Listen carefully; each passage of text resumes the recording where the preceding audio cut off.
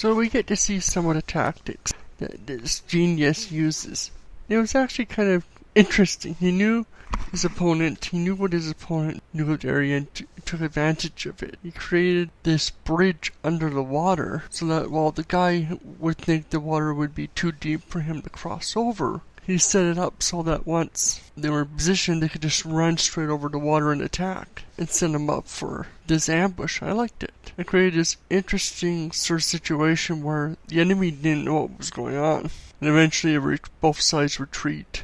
And the main character's army didn't give chase. They went to the exit where the other team would have to pass through to leave once the event ended. So they set up an ambush there.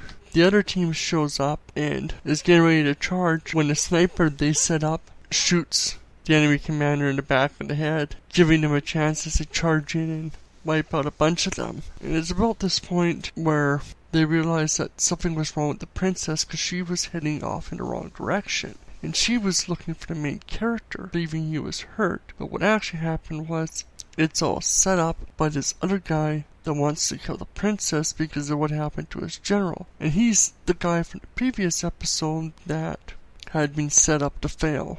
I didn't mention it, but they basically let him die and his army fail because they were going to lose the ground anyway. So they used him just as a sort of token display to make it look like they weren't actually surrendering the area, but that's what they were doing. And this guy was upset about it and came after the princess as sort of a revenge take on what happened. And you can kind of understand why he did it. Even the main character was pissed off about this and tried to tell him that he should leave.